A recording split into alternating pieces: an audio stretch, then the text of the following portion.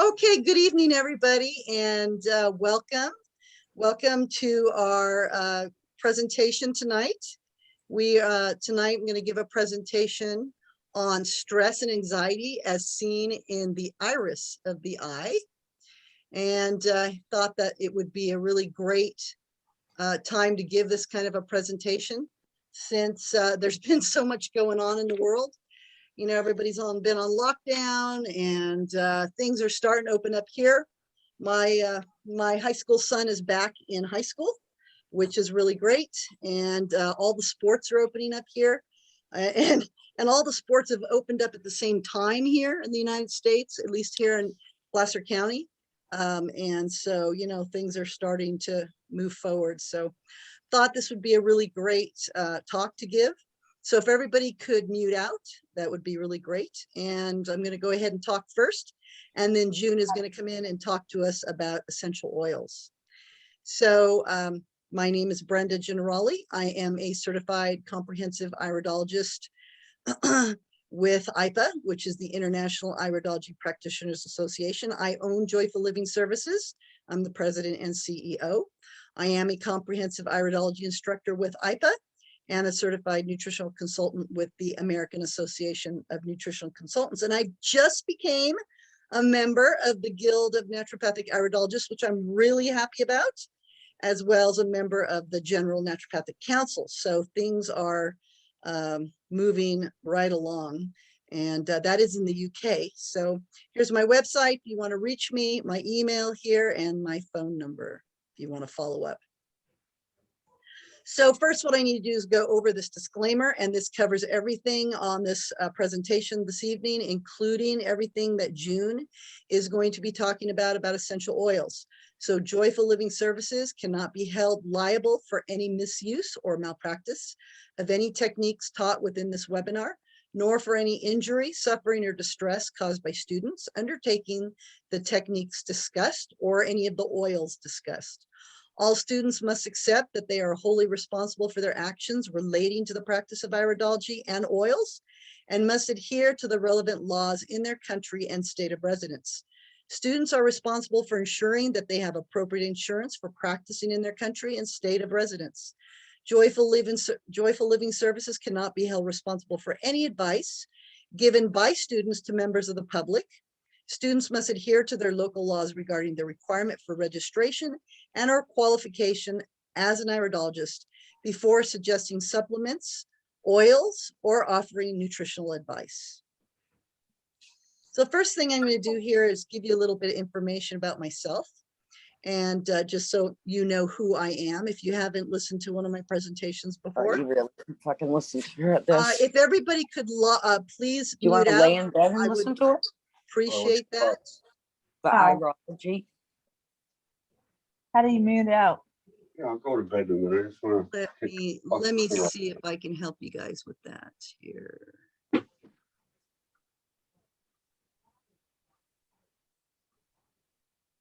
There you go. Okay, so my path to iridology began in 1983 when I had my own health issues, and that included a heck of a lot of stress. And I had hives all over my body because of stress, and was having a lot of gastrointestinal issues because of stress. At the time I was dating and was working a pretty stressful job at Stanford University.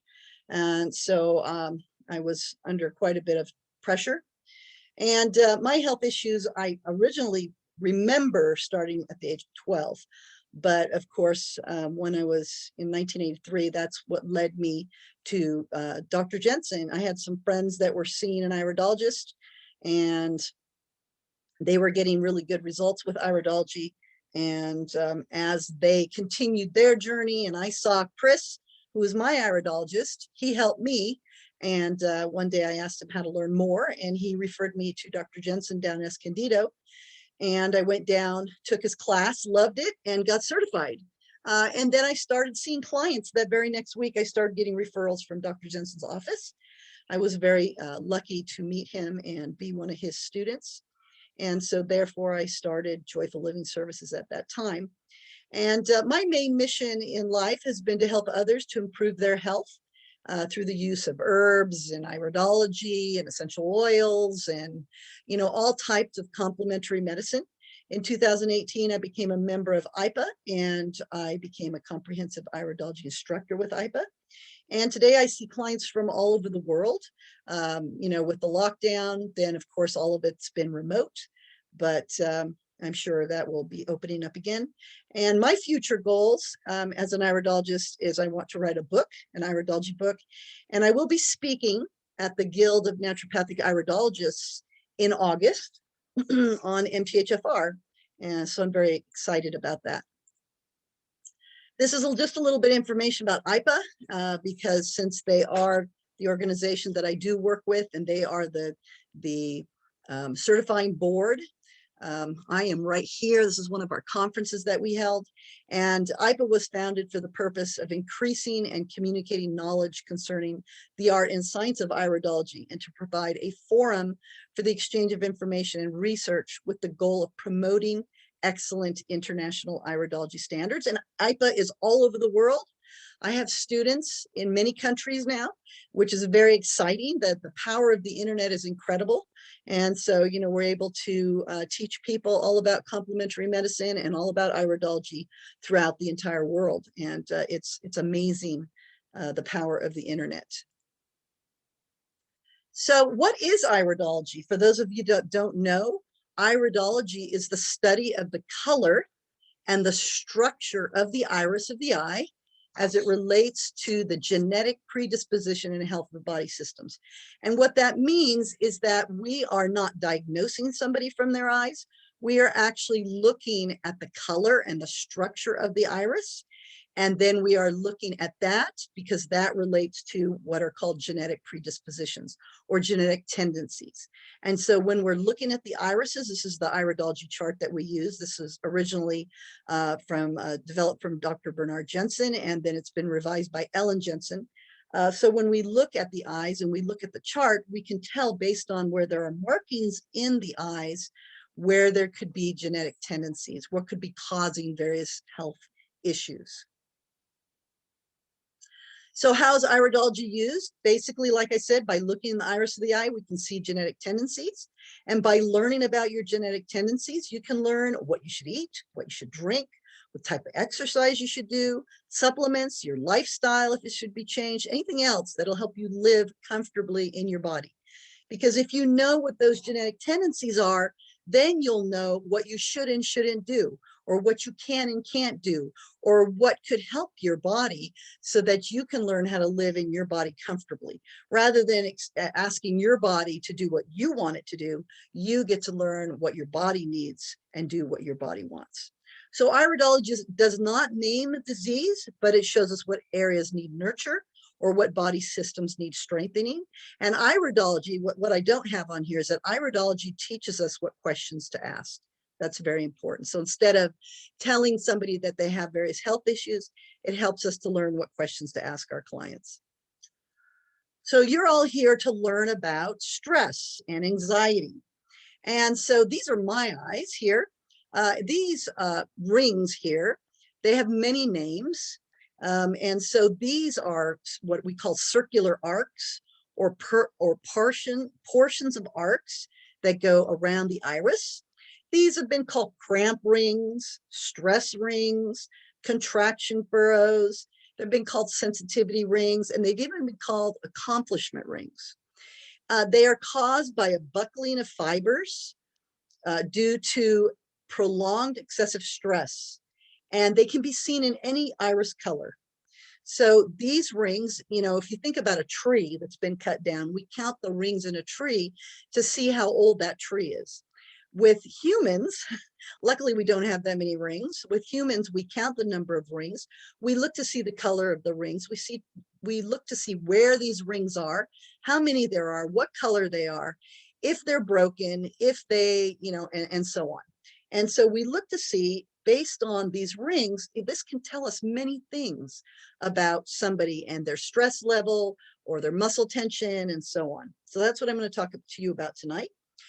When we look at an eye with this type of marking in it, we know this to be a subtype of what's called Anxiety-Tetanic.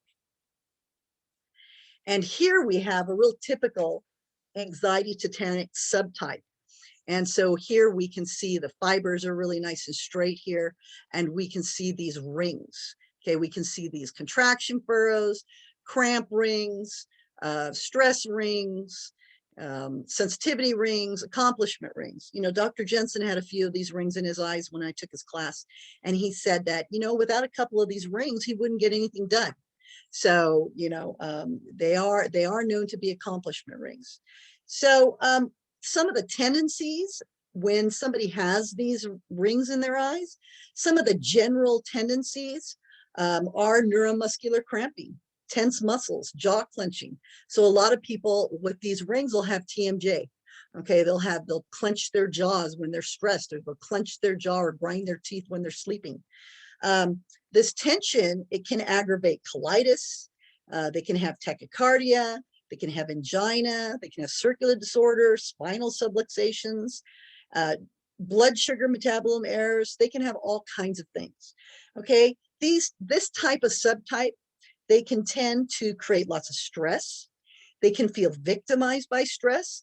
They tend to be a type A behavior. Okay, so they tend to be type A personality, but they're also usually very diversified, very motivated, very ambitious. They have lots of things going at the same time. Okay, they get a lot done in a short amount of time. They're very efficient. Then they can also feel that they're under a great deal of tension in life. Okay, they can have this in their mind. They can also get possible headaches, heart stress, thyroid issues, muscle tension. They can have all kinds of things. So their personality type, they tend to be a little anxious, lots of irons in the fire, lots of projects to accomplish. They tend to be multitaskers. You know, these types of people, they can also, you know, be one of those types that drives through your drive-in for food while they're talking on the phone and they're eating at the same time, or they're standing at the counter eating while they're talking. Okay, so they tend to have nervous systems that are pushed to the limit, and their adrenal glands are pushed to the limit. They don't have a lot of time to relax or sit down, but at the same time, they're major accomplishers and achievers. And so for these people, it's really important to plan times of rest, and they always need to sit down and focus on chewing and eating. And there goes that saying that Dr. Jensen used to say, you know, always chew your food 21 times before you swallow it. This is perfect for this subtype. So ways that they can improve their health, their health would be to eat foods that nourish the nervous system, sit down and eat the meals instead of standing up. You know, don't watch violence on television, especially while eating. Chamomile tea is very relaxing. Avoiding stimulants, right? Like coffee and tea and other kinds of stimulants. Make sure to get a good night's sleep. Pause throughout the day and breathe deeply. Rescue remedy is a Bach flower remedy that can be helpful. Practicing stillness, meditation, yoga, listening to soothing music, going for walks, getting massages. And the most important, which is at the very bottom, is learn to say no. Don't say yes to everything. These types of people tend to be yes people. They say yes. We also see what's called a neurogenic subtype. And a neurogenic subtype is somebody in their eye that they have nice, really tight fibers here, and their fibers appear to be like fine silk. These people tend to be very hard workers. They have a strong drive. They're industrious. They're diligent. Them too, they work till they drop. They have a very strong ability to resist disease, and they heal easily. However, they can have a weakness in their central and autonomic nervous systems, and they can be very intense people. They can be very sensitive. They can have headaches, nervous system disorders. They can have problems with their skin. That's because of their nervous system. They can get ulcers, and they can have issues with vascular spasms and cerebral vessels. Their personality type, they can be very sensitive and very intuitive. They can be kinesthetic in nature, and they need to be hugged, and they need to hug.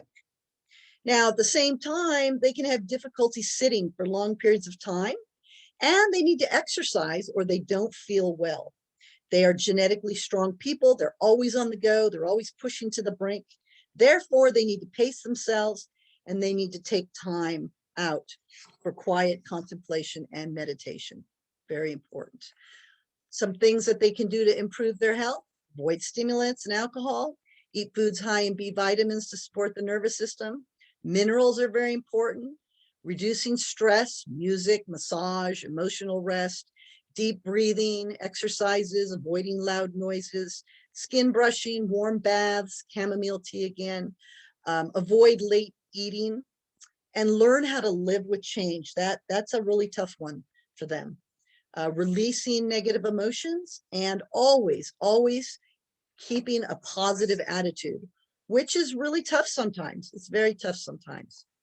So we have these contraction furrows or nerve rings, or stress rings or sensitivities. We have different ones. We have them where they show up in different areas. And so here I've got an arrow pointing to one that's really close to the pupil here. We don't see it very often.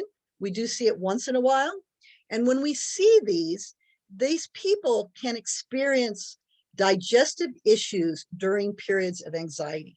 So if you know anybody that has high anxiety, may have a lot of digestive issues with anxiety, this can be part of the issue. They can have disorders of the stomach or small bowel, which is associated with anger and frustration. And these people can really get hung up on details, which is driven by fear of missing something important. They think they're going to miss something important in life. Okay, so inside here, this is the stomach and the bowels. And the large colon, this is connected with our ability to let go. And when somebody's constipated, this means that they need to hang on to old concepts for too long.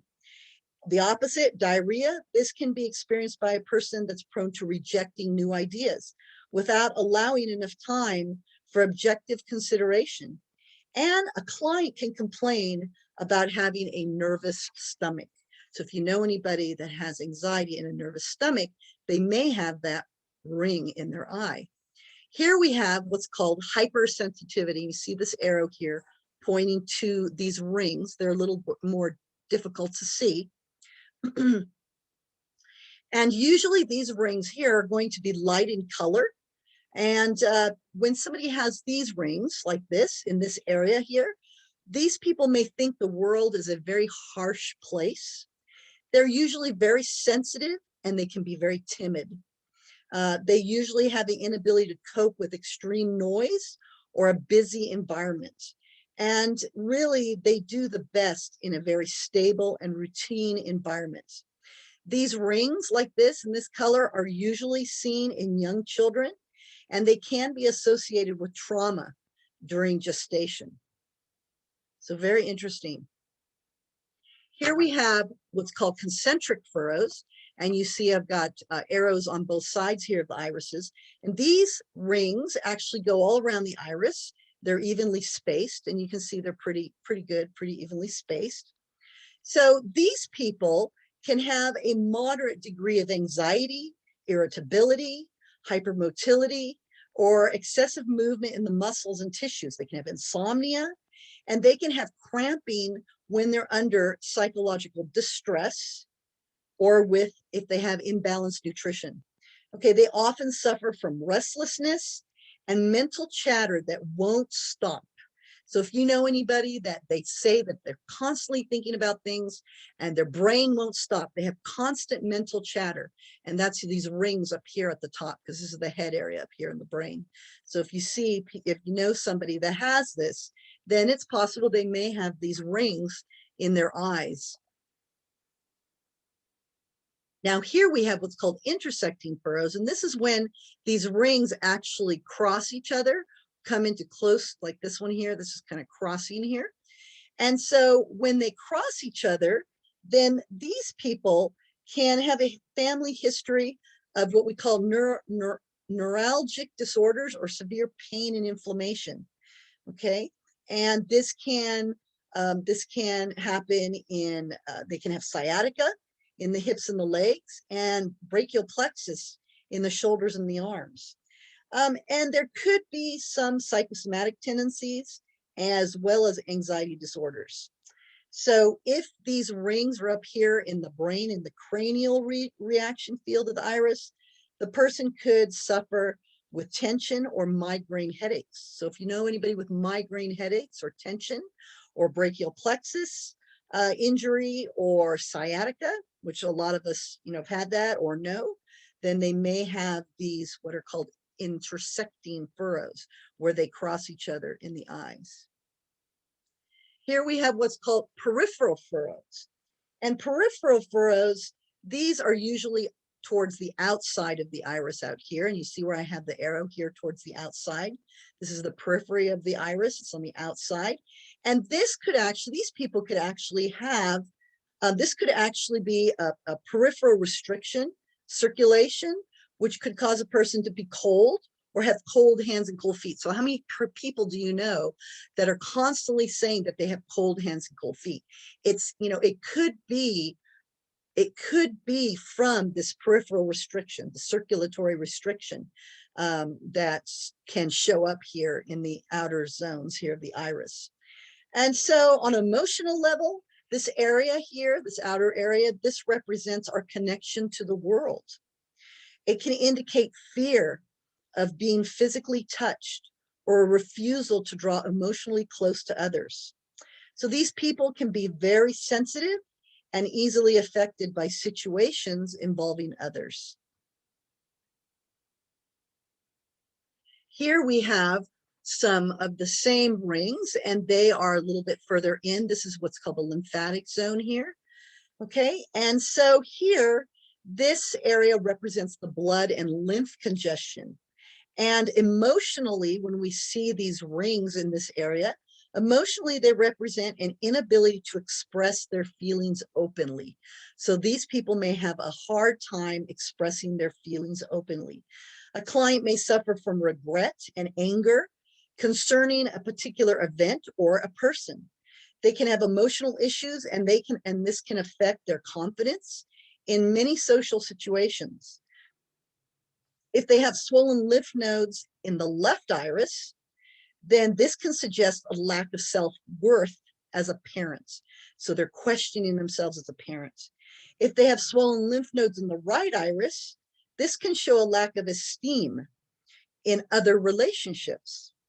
And if it's found in the groin, which is down here in the lower part of the iris, it can suggest a lack of self-worth in sexual relationships. So this is really important because, based on where it's showing up in the eye, if it's in the left eye or the right eye, if it's down at the bottom, we can learn quite a bit about, what's going on or what's causing these anxiety issues or these issues of self-worth and so on, or lack of self-worth. Okay, here we have what's called deep tissue furrows. And deep tissue furrows, these are found here in the center. They're usually very deep. And when we're looking at these, we're looking at both the physical muscular layers of our anatomy and the emotional layers of our psyche.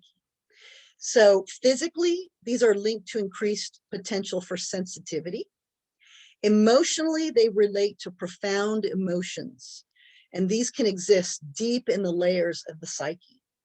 So very important. It's very important to take into account the origin and insertion points, and this can help you to establish the emotional basis of this client's issues. And I find this very funny because these are my eyes.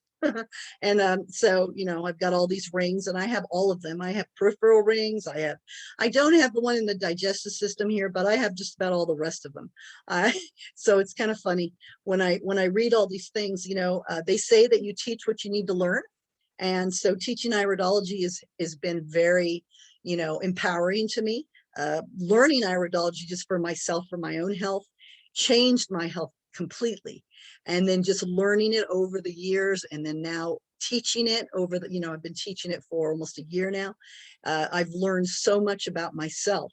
And so it's just kind of interesting as I show my eyes in here a lot and talk about all these things. So laterally placed furrows, these are over here. These are on the lateral side. These appear in an area most closely connected to our outside world. And they can indicate a suspicious nature and a lack of trust. So if you have somebody, if you have a client or somebody that has a hard time trusting, it's possible that they may have these rings on the lateral side, which is actually out towards the ear. So they act like a shield against things or people on the outside. And this can harden the client's nature or protect the soft inner self. There's a tendency for them to hold on to their emotions and to avoid speaking their mind. So how many people do you know that holds on to their emotions and avoids speaking their mind? And this is based on a fear of repercussions. Isn't that interesting? They're worried about the repercussions. And the background can include disappointing experiences of missed opportunities and loneliness. So in this case, we need to know what's their background. You know, where do they come from? What are they afraid of? Medially, that means it's by the nose. So the nose would be over here. Medially placed furrows. These are often associated here. These are often associated with low confidence about how to fit into their social or peer group. They can seem anxious, withdrawn, internalized, and over time, they can tend to develop an inferiority complex. And their feelings are often rooted in events from their childhood. So these contraction furrows are not acquired, they are genetic. And they indicate the way that people can learn how to deal with them in life. So, you know, these are genetic. These are passed down through many, many generations. This is the head zone here from 11 to 1, the brain. And so when somebody has these rings, these contraction furrows up in the head, it can indicate increased mental activity, including panic and hyperactivity. So isn't that interesting? I even wonder about children, right? That everybody, you know, all these kids are, you know, being diagnosed with ADHD and all these, you know, learning disabilities, and they're hyper. You know, I wonder how many of them actually have these rings up in the brain area, and if you have done any kind of research on that. So this client is likely to experience insomnia due to constant mind chatter. There again, there's that constant mind chatter. Somebody that their brain is just constantly going and going and going and going. And the furrows are often broken in major psychological zones, such as communications, creative intelligence, perfectionism, libido, or anxiety. And so, for example, if there's a contraction furrow connecting the libido zone to an ovary, this can indicate a woman who's anxious about her mothering ability. And if there's a furrow connecting an anxiety zone to the lumbar spine, this person could be constantly plagued by money worries.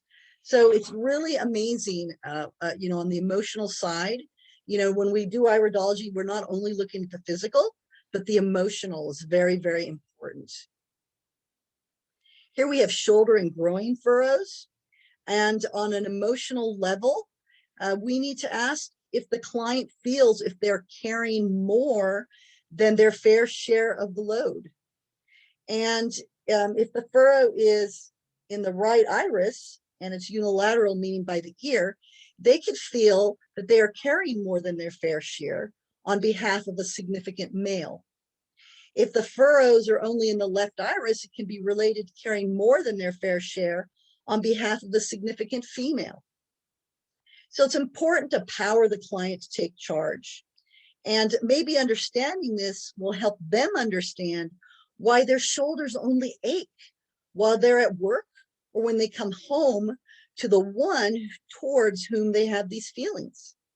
You know, isn't that interesting? You know, when your body aches, that's trying to tell you something, right? So when we have reproductive area furrows, these furrows in a female, this is very likely to be influenced by hormonal disharmony. The breasts, these include issues regarding mothering instincts. The right breast will involve the male and the left breast will involve the female. And the highest incidence of breast cancer is in the left breast. And the most profound influence in human relationships is that of the mother and child during those first 2 years of life. So when we see these arcs, in the ovaries or testicles, they're often associated with low self-esteem due to a lack of self-belief. And the client can use expressions such as, I can't do it. How many people do you know that say, I just can't do it? So when there's furrows in the uterine area, then that can indicate a deep-seated fear of parental accountability or the responsibility that comes with the conception of a new idea. And when there are arcs in the prostate reaction areas, this can indicate a disconnection with that parent. And it can promote a feeling of helplessness and the need to start letting go of the past.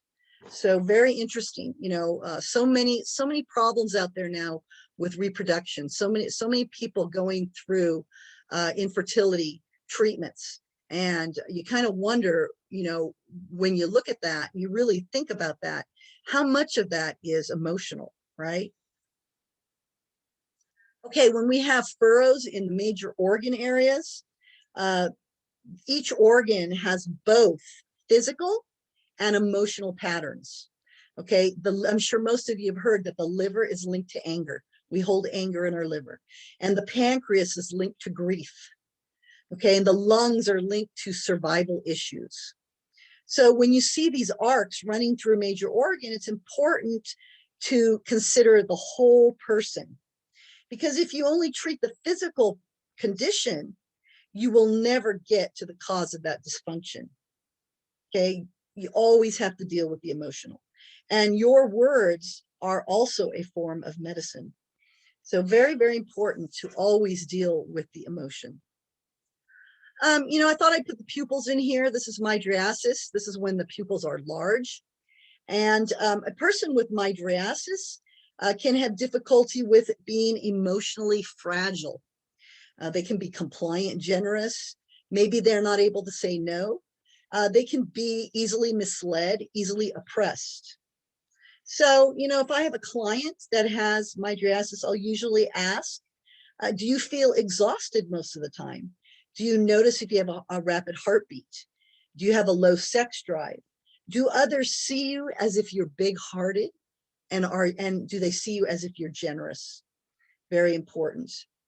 And I don't know if you know this or not, but the pupil, your pupil can expand as much as 45% while looking at someone you love. So just think about Valentine's Day. For those of us in the United States that celebrate Valentine's Day, and you know that's supposed to be the day for love, and it's supposed to be the time that you spend with somebody, you know, special in your life. So when you're with someone, when you're looking at someone you love, your pupil can expand as much as 45%. So that means we'd all be walking around with really large pupils at that time. Small pupils are called meiosis. You can see how tiny, tiny, tiny this pupil is. So a person with meiosis, they can have difficulty with very slow pulse rate. They may have a need to control, which is very interesting. They can have an excessive appetite for food and sex, and they can have anxiety, nervous eating, or nervous disorders. So if I have somebody come to me that has meiosis, I may ask them, first of all, if they've had cold hands and cold feet, if they have a slow pulse rate, if they have an extreme appetite, and the most important is, do they consider themselves a perfectionist? Do they consider themselves a perfectionist? Now here we have hippus, and hippus is when the pupils pulsate. And so when you shine a light in your eye, your pupil is not supposed to do this. Your pupil is supposed to just stay firm. It's supposed to, when you shine a light in your eye, your pupil is supposed to constrict, and your pupil is supposed to get small. And of course, depending on how bright that light is, will determine exactly how tiny that pupil will get. And when you go into a dark room, your pupil is supposed to be larger. So with this person, what would be going on is you'd be shining a light into their eye, and instead of their pupil just coming down to a small pupil like it's supposed to and constricting, it would be pulsating like this. And I have seen this. I have seen this. And when somebody has a pupil that does this, when it's constantly swinging back and forth like this, it is allowing, when the pupil sorry. When the pupil's large, it'll let in too much light. And when it's small, it will let in too little light. And so that constant change in the amount of light coming in, it irritates the central nervous system. So that constant swinging back and forth, it can indicate a disturbed synergism between the sympathetic and the parasympathetic nervous system, which can lead to a rapid consumption of strength. So this can lead to shattered nerves. Okay, it can lead to shattered nerves. And people that they can swing back and forth with the physical and the psychological traumas. It can manifest in nervous conditions, including muscle cramping, anxiety, fear, irritability, and there we go, hypermotility, insomnia, and they can have dysfunctions in various organ systems such as the gastrointestinal, the cardiovascular, the genital, skin, and even a potential for epilepsy. So when I have a client that I see this hippus, I'll ask them if there's a history of epilepsy, OCD, if they've had OCD or a history of OCD in the family or anxiety, if they have trouble saying no, once again. Or it is quite possible that they may move from light areas to dark areas throughout the day, in their life. The other thing is, do they have mood swings? These are some of the other things. So when we see hippus. Here is what's called anisocoria, and this is when we have two different size pupils. We call it unequal pupil diameters, but this is when one pupil is larger than the other. And these two pictures, you can see that there's more light shined in one than in the other. Normally, we have the same amount of light shined in the pictures, so we can get pretty accurate. Pretty accurate pictures of those pupils. And as with a client, then there may be contributing factors here. And what I would need to find out is if this person has any involuntary jerking in their arms or legs, and if they feel like their mind is always on. Do they always have that mental chatter going on? Are they always, can they not shut off their brain? Or have they had a concussion or a serious blow to the head? That's also possible. So if somebody is experiencing psychological exhaustion, then they really should see a medical professional, unless, they're already under somebody's care. And if they're constantly dilated, then they need to also be observed. It's very important. So these are some of the things that we can see in the eyes. And at this point, I'd like to see if I can bring on June. I'm going to ask her to unmute here. Let me see.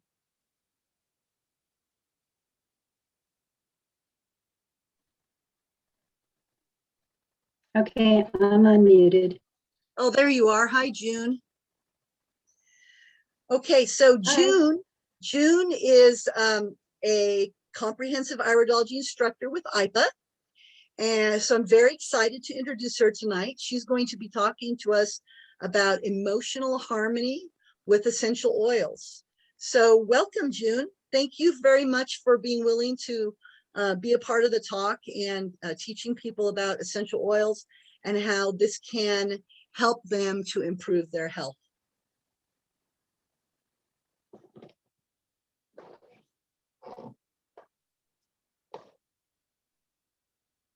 Are you ready for me, Brenda? I am. Okay. So the reason I picked this particular topic or called it emotional healing with essential oils, and then you'll notice it says top note, middle note, base note.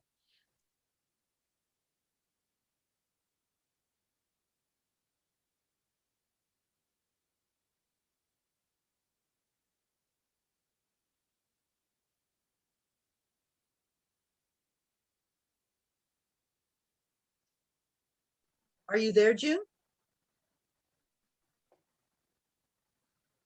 Okay, Brenda, I don't see the PowerPoint. Yeah, I'm back. PowerPoint? Yep, it's up. There it is. Okay. So when we look at oils, they have a top note, a middle note, and a base note. And I've always been taught that a top note can be the flower.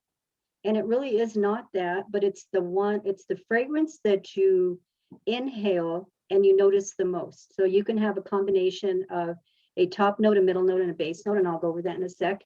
And what that does is the fragrance that lingers the most with you is the top note. And then you have a middle note, and then you have a base note. So the middle note is the one that brings the balance. So it's like what Brenda said a while ago about the liver. So the liver is an organ of harmony also. So it's the one that makes everything hum and sound like it's in tune. When things are out of tune, then it doesn't feel right to you.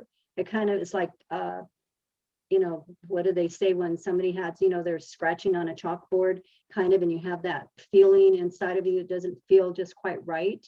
So we need the middle note to bring balance, and then we need grounding. And I've worked with many people from many walks of life and different types of emotions. I had one lady in particular that when she sat in the chair, she always felt like she was falling off the chair. So she always had to have the armrest. So I knew that she needed more grounding types of notes in making a blend for her that was going to help her. But she also needed the middle, and she also needed the elevated notes. And usually the elevated or the top notes are usually citrus. And when you use a citrus note, a citrus fragrance or essential oil, it's the one you would need to use more drops of, but it's also the one that evaporates the most quickly. So the next slide, Brenda. Okay.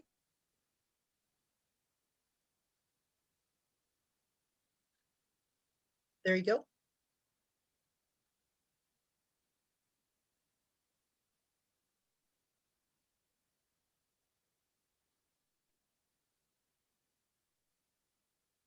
Do you see that, June? Okay, so we're going to talk a little bit. No, maybe the most uplifting and mostly found in the citrus family, like I said, but it's not always necessarily 100% case.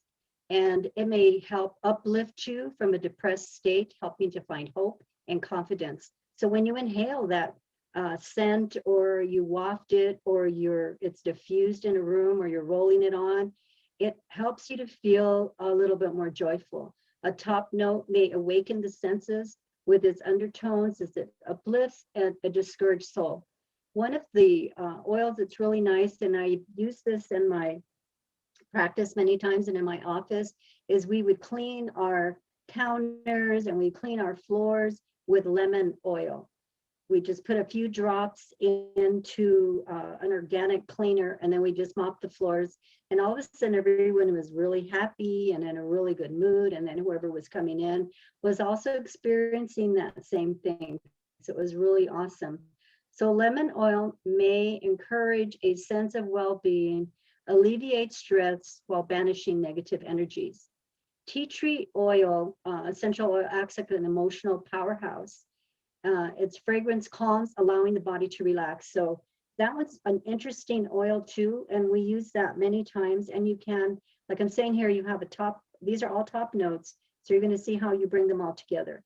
Bergamot is very interesting and very awesome. I was talking to someone the other day, and she said to me, oh, I don't want to talk about that, now I need to inhale orange.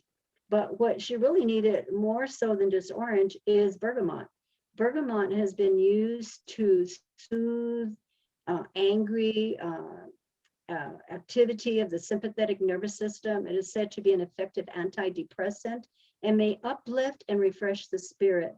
So when she inhales the orange, it's actually lifting her out of that particular emotion or feeling that downcast. So it's really an awesome fragrance. I know of a woman who her daughter was lost, and unfortunately they found her, she was deceased, and she was like 16 years old or something. She kept wanting to live her life, and she still wanted to, of course, go through the grieving process, but she used bergamot, and she has a beautiful testimony about it. She said she even got to the point where she just cut her hair off. And so because it is photosensitive, in other words, if you have any of these like lemon, orange, bergamot, they're photosensitive. So if you were to use them on your skin and then you were to go outside in the sun, you might get burned. So what you want to do is you want to make sure, or you're using them as a roll-on, but you're not using it in a place where you're in the sun, because it can burn your skin. So just a little tip. Okay, next slide, Brenda. There you go. Okay. So we're going to now move into the middle note. Middle notes balance things out. It's what balances the blend by trying to seamlessly melt all the oils together like a family. Some families are in harmony with one another, and some of them are not, right? So the middle notes are often found or are referred to as a heart note, which I think is really beautiful. So like a melody of a song, you know, you'll have like, you can hear the different harmonies in a song, and the melody of the song is the one that kind of brings everything together. Lavender is considered a middle note. It has been helpful in soothing anxiety and offering a relaxing effect. So if you can refer and remember back to some of the things that Brenda shared with us about, you know, the contraction furrows and where they're located, and how you could see how some of these oils would be beneficial in those areas, or even for yourself. Chamomile has been said to have a mildly sedating properties. You can use it as an inhalant. It may help with emotional anxiety and tension as well. Rose is one of the most expensive oils that you can have, and I have like a tiny little, like probably 1 gram, and I use that very sparingly. You only need 1 drop. And I always say to people anyway, to always start with 1 drop. If you're planning on being your own scientist and you're going to blend oils yourself, you always start with 1 drop. Rose has harmonizing actions and helps to heal grief, sorrow, disappointment. Emotionally, rose brings joy to the heart. It's a heart note, and it is a middle note. So we have our top notes, and then now we have our middle notes. So the next one, Brenda. Okay, there you go. Okay, so the base note, which I'm kind of like a base note kind of person. I love base note essential oils. I have what I call relationships with my oils. I'll have one and I'll say, I really love that one, and I'm going to use it today. But then I may use it for weeks and weeks and weeks and weeks, and I never move away from using it because I just absolutely love it. And I know that Jackie understands that too. You can think of the base note as a foundation of a blend. It's a grounding and leaves a lasting impression.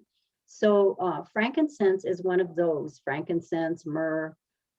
Frankincense has been said to slow down breathing and produce the feeling of calm, possessing an elevating and soothing effect on the mind.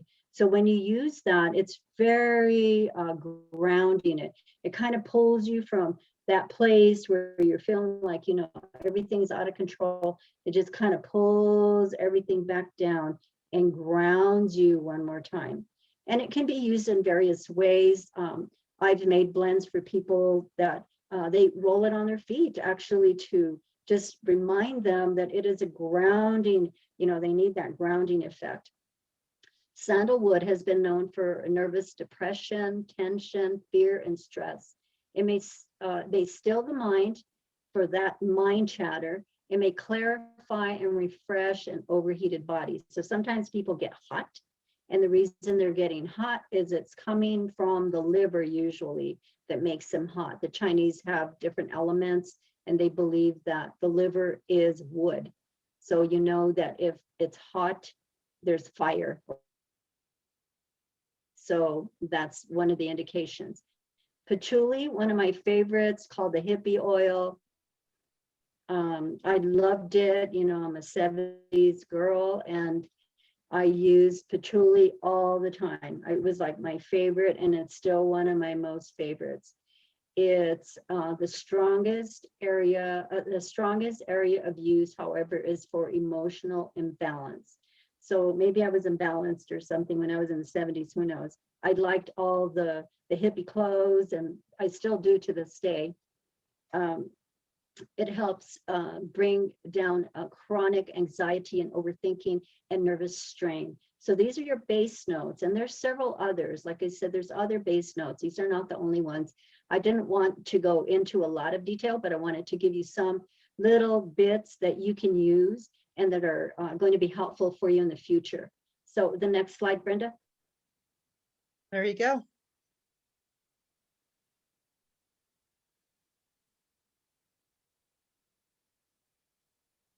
It's coming up. Okay, tension and muscle pain. So these are some of the things that you might consider by mixing 2 or 3 of these oils together to create a custom blend. Peppermint oil, and this can be one of those oils that, you know, it can make you feel more energized than maybe you want to feel more, less, you don't want to have that much kind of an energy. Peppermint, it can be a cooling. It's very cooling because it has that menthol in it. It's good if you apply it for sore, aching muscles. I would never apply any of these individual oils without a carrier. And I use different carriers. I mean, some people like olive oil. I use jojoba oil. I've used carrot oil. I mean, just it's a number of oils, of carrier oils that I use. I don't ever really apply anything directly to your skin, and you'll see in a minute. I'll talk to that a little bit, talk about that. It has also been reported to have analgesic, antispasmodic, and anti-inflammatory properties. So if you had someone that had those rings that we just went over, and they're saying, you know, they always have, like Brenda said, when you know, who is that person that you're with, and your shoulders kind of move up and they never relax, you know, they just never relax. Maybe using some of this might be helpful. Helichrysum, I mean, another one of my all-time faves. Helichrysum oil is considered to relieve muscle spasm, inflammation, and pain. I make a blend for people that have like TMJ, and this is one of the oils that I'll use is helichrysum right in there, and then some other oils. I'll add that to them. They just roll it on, and it just kind of just soothes and it relaxes, and it helps with that tightening of the jaw. Marjoram oil, or also often used to relax muscles, and it's usually sweet marjoram. It's what I have. Muscle spasm and tension. It's known for its ability to ease pain and inflammation. So oils are very, very powerful. So always respect the oil. Sandalwood, again, is back up in here because it's so important and it's so good, and it smells wonderful. It's easily used. It's used in treating muscle spasms and helping to relieve muscle pain. Sandal works in a similar way with its pain inhibiting properties like thyme oil, and can be used to massage into painful muscles to get rid of knots and tension. So this is one that, I mean, you could just take it and just use it. So I would, you know, use it, make it into a blend, and then either in a dropper or in a roll-on formula. And any of these oils that you want and you want to know more about, I can help you with that. So let's go to the next slide, Brenda. Okay, there you go. It's coming up. Maybe.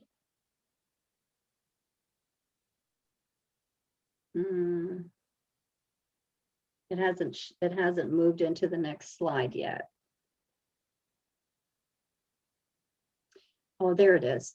So this is for anxiety, and we all feel anxiety in varying degrees on a day-to-day basis. It can feel overpowering sometimes, and usually I see it's back in the day, like in 2020 at the beginning before COVID came in, as you know, I'd be in a grocery line, and you know, as the numbers going up, you know, I'm seeing women just fanning themselves because the anxiety is coming on, and they're thinking, do I have enough in my purse to pay for this? Or, you know, I wish that person in front of me would hurry up because I've got to go and I've got to get back to work. Or, you know, and their child is screaming in the car, or just different reasons that, you know, just trigger you, or you're driving somewhere. And I live in the low capital, the cars that drive, they're the low rider cars, and we're the capital of the world for that. And so many times you'll get behind them, and of course they're doing their little tricks, you know, where they're picking up the car on one side and then they're dropping it, and then they're going really slow, and then they're going side by side, and they're talking to their neighbor on the street. So, you know, you can get a little bit anxious about that, especially if you're in a hurry, or you can just enjoy it. So clary sage is also helpful. It's a first essential oil used for combating stress. May have many have fallen quickly in love with its ability to ease stress and its calming results for anxiety. So that's another one. I love, love, love jasmine. Jasmine oil has a gorgeous floral scent. And according to a 2013 study, inhaling jasmine oil can promote a sense of well-being. Unlike some other essential oils used for anxiety, jasmine oil is also thought to calm the nervous system without causing sleepiness. So sometimes people just need to be calm. Maybe they're at work, they don't need to be, you know, looking like they're drowsy. So they may want to consider using jasmine to help calm them down, may help calm a frazzled nerve. So we can be just anxious. And I love, this is a night flower. And anytime that it's at night and they bloom at night like that, they're really good for encouraging you. They're just awesome. All right, next slide. All right, there it is. Okay. Okay, essential oils can offer a powerful supportive tool for those seeking to cultivate inner hope, happiness, and emotional healing during troubling times. Their benefits increase when used in conjunction with other therapies and positive coping strategies such as exercising, meditation, journaling, you know, just doing something else for yourself, going for a walk, taking a bath, drinking some tea, talking to somebody that you really love, hugging your grandbabies or your significant other, and just really enjoying those types of things. Those are powerful things that can go together with essential oils. I usually diffuse oils in my house, and it just depends on my mood, you know, what I think I want to do. Right now I'm into eucalyptus and lime. And I really like that. I'm actually bathing with eucalyptus and lime. Just all of a sudden I thought, this is really awesome. Eucalyptus is one that you have to be very careful with. You can't overuse it, and you have to make sure you have a good source. And I'd like to compare the essential oils to the melody. Melody is a succession of pitches and rhythm. So we have rhythm, we have pitches in the essential oils. The melody is usually the most memorable aspect of a song. The listener remembers and is able to perform. So you can hear something and it's just really catchy, and then all of a sudden you find yourself singing it over and over and over again. And sometimes that's what we do with oils. You find an oil that really works for you, and it helps you to put a little bounce in your step, or it may help bring you up out of a kind of a funk, or from a time that you're not feeling as happy as you'd like to feel, or that you don't feel like you want to be as you have a project but you don't really want to do it. It might be that it's uplifting enough. So remember, it's a melodic phrase is much like a sentence or a clause in a verbal language, usually encompasses a complete musical statement. So oils also, when put together, it completes a beautiful statement for you. And they're very, like I said, they're very powerful. Respect the oil. So there's top notes, middle notes, and bass notes, and in harmony. So last slide, I think, Brenda. There you go. There's June. And there I am again. This is me in my blending bar. I kind of overtook the whole thing, but behind me, we have lots of different oils, and then I have a really cool table that I used when I was able to do that back when we didn't have all of this closing everything down. And one of my favorite things to do, every time I did it, I'd walk out of there like if I had just had a drink, you know, because they're so, you inhale them and they're just so beautiful. And I have done some case studies with them where I've blended something and then I've kept them there and studied them for several days and weeks, and then gone back to see if it's still doing exactly what I wanted it to do based on what that oil is intended to do. I think every oil has an assignment, and it has a purpose, and it has a destiny. And so that's how I look at things. So you should always dilute essential oils before topical use. This can reduce your risk of irritation and other side effects. And the reason I have that statement in there is because when I started using essential oils, I had been diagnosed with a breast lump. And I wanted to get rid of it at any cost. So I changed my diet. I did everything I knew to do. And someone said to me, well, you really need to use essential oils. That'll really break it up. And so I went to our health food store and I picked up some oils, but I didn't know I needed to have a carrier with them. And so I was applying it to my skin and burning myself, just really burning myself. It, along with everything I did, I was able to break that down and it went away, and it was probably diet and prayer and a lot of other things that went along with it. You can also do a skin patch test. So some people are very, very hypersensitive to things. And like I'm very fair skinned, so I have to be careful because our skin is thinner. It's thinner than someone that has darker skin. They can maybe use it in an area and it wouldn't be as problematic as it might be for me. So I usually inhale, I'll put several oils together. I have a way of doing it. I have a technique in which I use them. And then if I'm going to apply, use them in a delicate area, which could be right like here.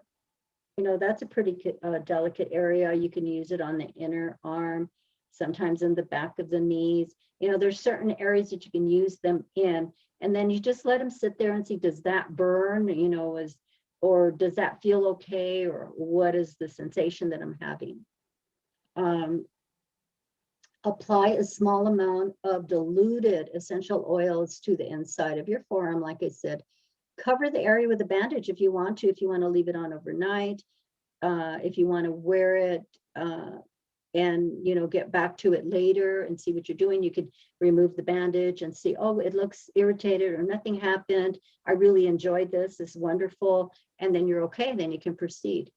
You can wait 24 hours to see if any irritation occurs. If you don't experience any itching, swelling, or negative reaction, it should be safe to apply everywhere or else, or other places elsewhere. Other things to keep in mind. I personally do not give that to pregnant women. That's a personal decision.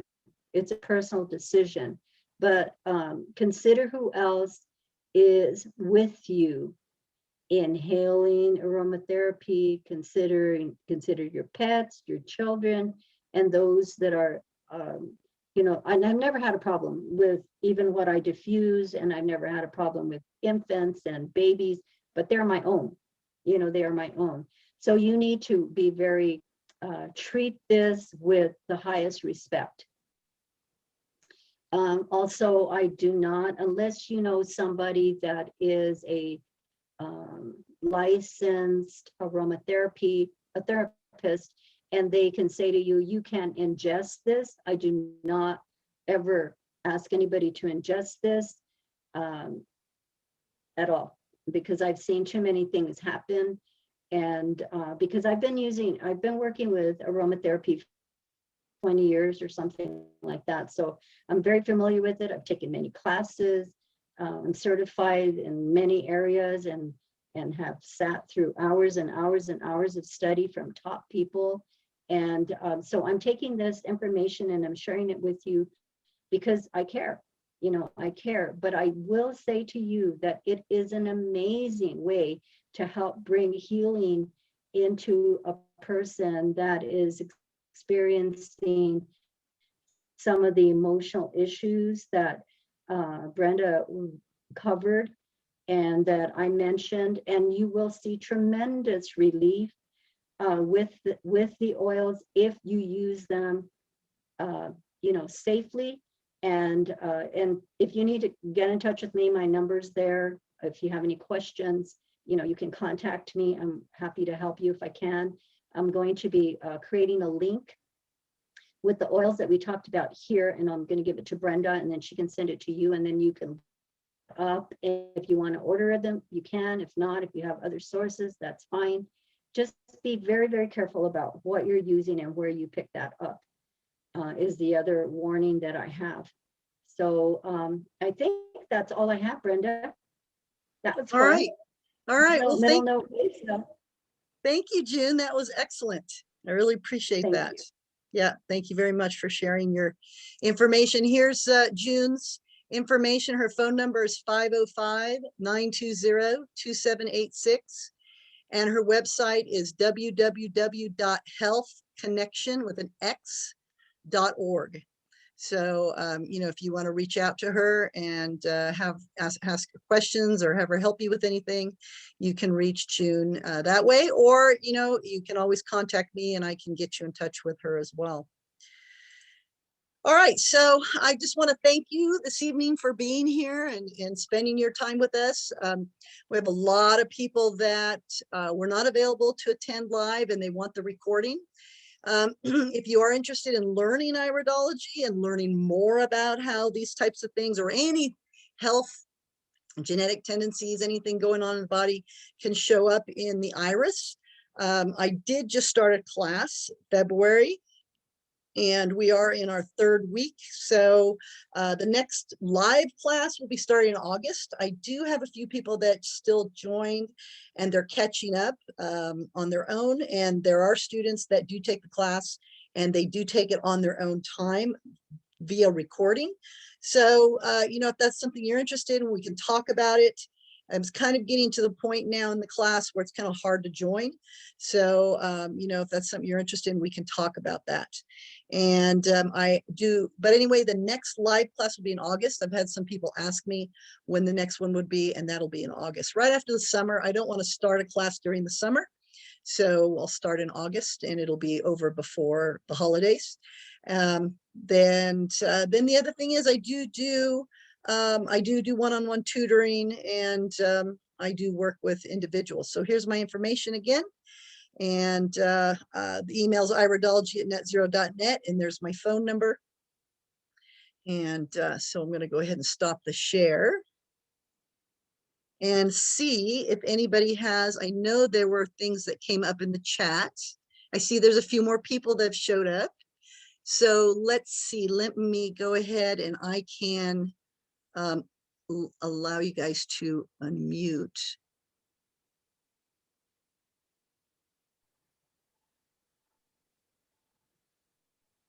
I think I have it already that you can unmute yourself. So let's see. Jackie said, I love frankincense and valor, but I put on an angelic shield daily using joy, harmony, valor, and white angelica. And Desiree said, a blend of cedarwood, neroli, lavender, and sweet orange is my favorite personal blend. And she also said, peppermint is an amazing adaptogen. It can give you energy and calm you down depending on what your body needs. And then she also said, sweet orange is not phototoxic, but the other citrus are. One 5 millimeter bottle of rose takes 22 pounds of rose petals. Wow, that's amazing. Let's see, somebody had to leave. Somebody had a question about recordings. So does anybody have any anything to add, any questions, anything? Amy, you do? No? Okay. All right. Nice to see you, Desiree.